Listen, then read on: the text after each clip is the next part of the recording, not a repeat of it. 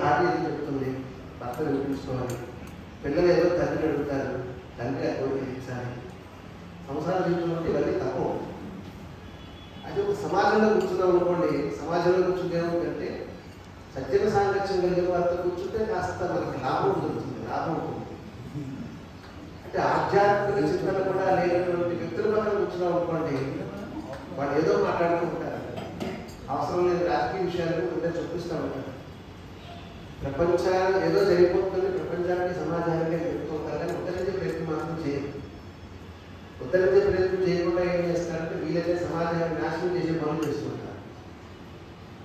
అదే ఒక ఆశ్రమంలో కూర్చున్నాం అనుకోండి, సంకీర్తన చేయడం ఒక ఆలోచన కలుగుతుంది.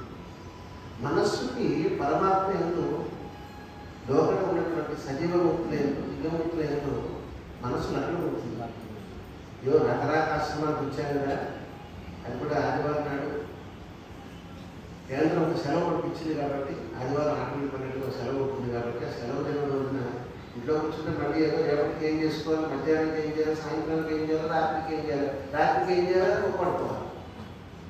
ఆ నిద్రే శాశ్వత ద్రయం అనుకోండి, అంటే తేలిగ్గా ఉద్యోగం రాదు, చాలా కష్టం.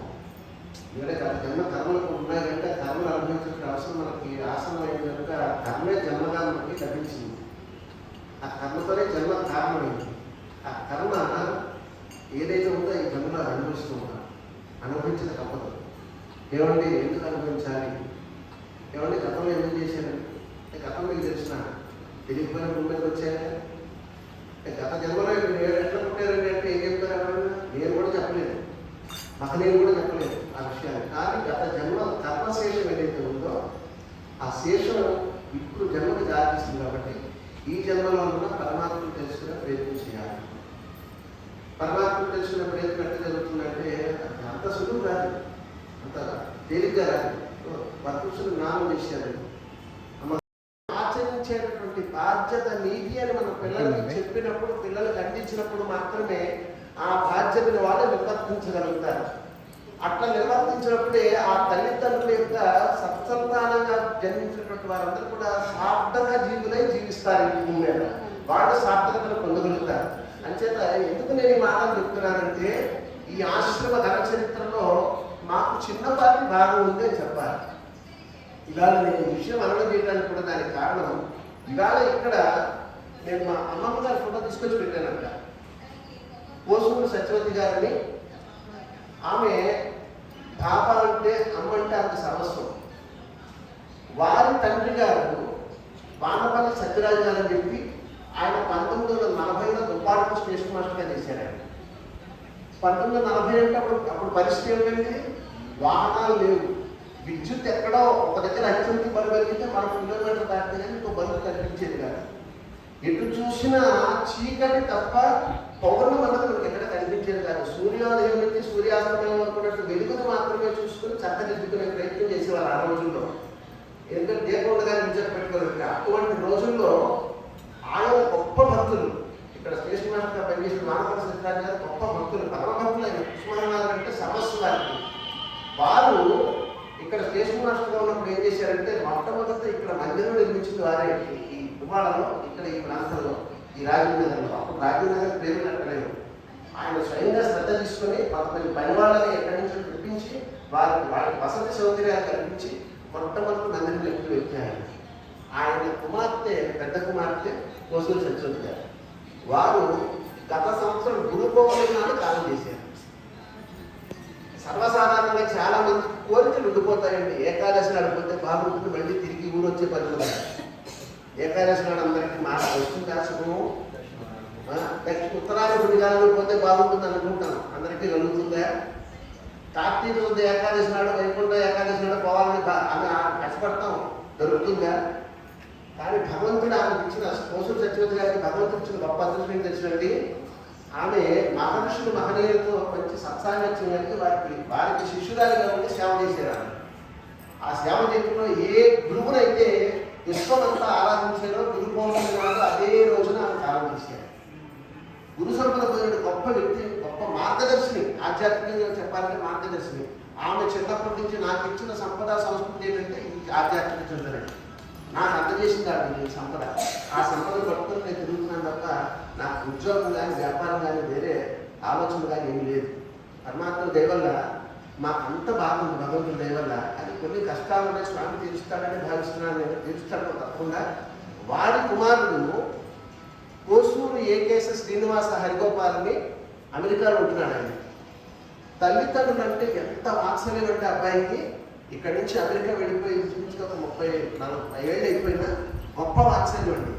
తల్లి ఏ కోరిక కోరితే కోరిక తీర్చాలి, తండ్రి గారి కోరిక తీర్చాలంటే వాళ్ళిద్దరి పేరున అనేక రకాలుగా దానధర్మాలు చేస్తున్నాడండి. ఆయన రకరకాల కార్యక్రమాల్లో భాగస్వాములై వాళ్ళ అమ్మగారి పేరున నాన్నగారి పేరున ఎక్కడ ఏ యజ్ఞాలు జరిగినా, యాగాలు జరిగినా, నిర్మాణాలు జరిగిన, ఆశ్రమ నిర్మాణ దేవాలయం జరిగినా గొప్ప రద్దు చేస్తున్నారు.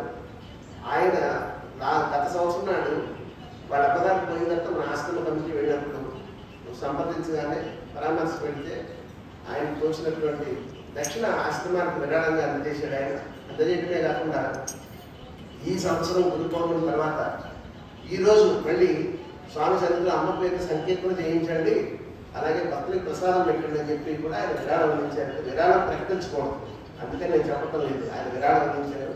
అలా మనందరం వేళ కూర్చొని భగవద్నామ సంకీర్తన చేయడానికి ఆయన తల్లిదండ్రి పక్షాన ఆయన కారకుడైతే పలికెడిది భాగవతం అంటే పలికించాడు వాడు రామభద్రుడు అన్నట్టుగా ఏదో వారి సంతతిలో నడిచినటువంటి వ్యక్తిని కాబట్టి అదే ఆమె పొలిటికల్ లీడర్ అనుకోండి, నేను పొలిటికల్గా పోతాను.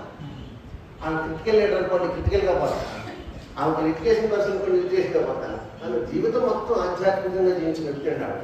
ఇంకో గొప్పతనం ఏంటంటే మన కుసుమహరణాథుల భక్తుల్లో చెప్పి ఎక్కడో కనుక్కున్నాక నేను ఈనాటి కార్యాలయానికి ఆ పిల్లాడిని వివరాలు తీసుకుంటే ఈనాటి నుంచి ఒక విలేకరి ఆ పిల్లల్ని పట్టుకొని వచ్చాడు. వీళ్ళు ఎందుకు పిలుస్తున్నారు ఏమిటి మా సంగతి అని అమ్మమ్మ గారు కూర్చోబెట్టి ఆ పిల్లాడిని వారి తల్లిదండ్రుల్ని వీడు ఎంతవరకు చదువుతారంటే అంతవరకు అప్పుడు ఈ సంక్షేమ పథకాలు ప్రభు ఈ రాయితీలు ఫీజులు లేవు కదండి, మినిస్టర్ అప్పుడు అనౌన్స్ చేయలేదు కదా.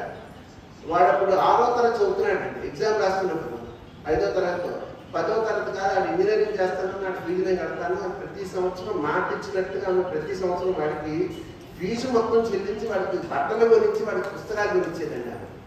అంత అనేక రకాలుగా చాలా రకాలుగా సేవ చేస్తున్నారు. అలాగే ఎవరికైనా అనారోగ్యంగా ఉండి ఆర్థిక పరిస్థితులు బాగాలేవు, హాస్పిటల్లో ఉన్నారు, లక్షలు వేలు ఖర్చు అయిపోతాయంటే ఆ విషయం తెలిస్తే వెంటనే అనిపించేది.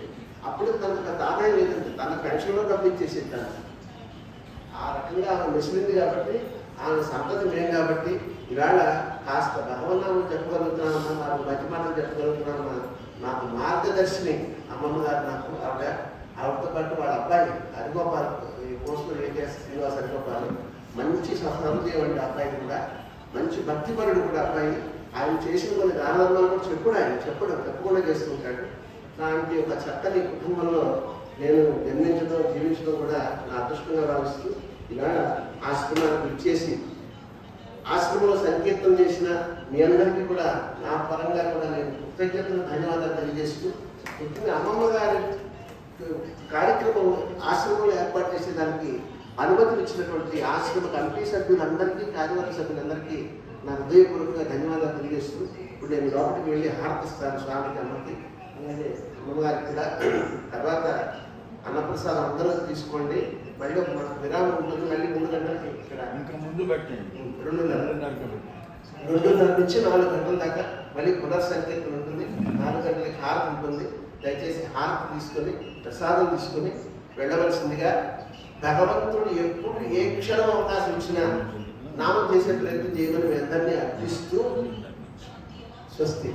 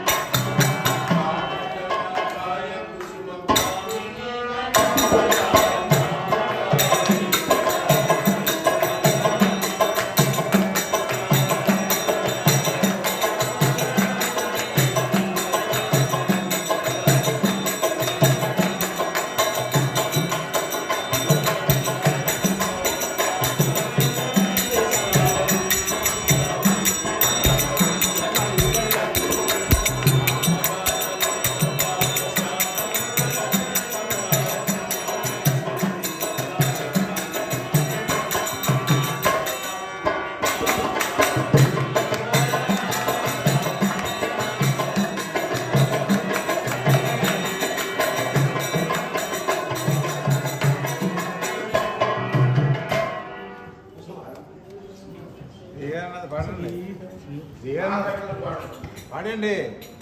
మీరు పాడేస్తే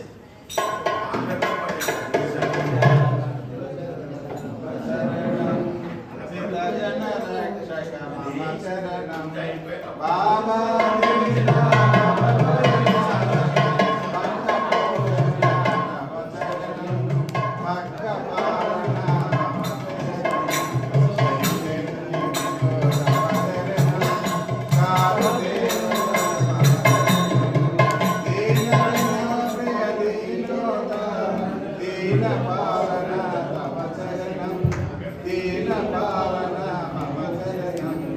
పాగల నామ తవ చరణం పతిత పావన మమ చరణం మండల విఠల పావన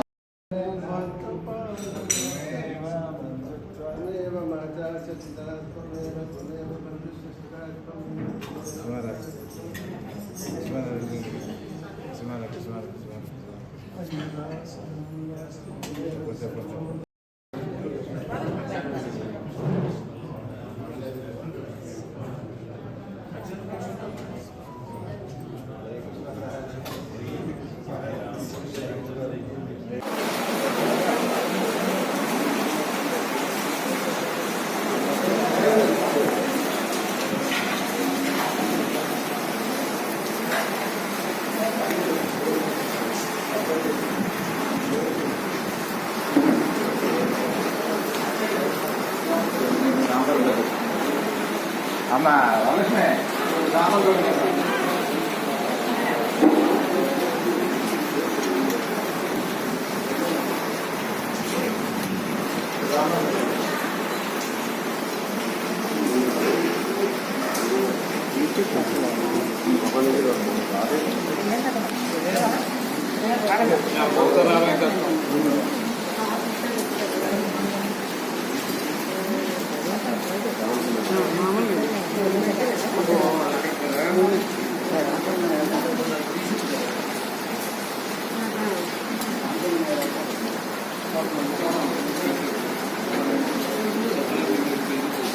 Yeah.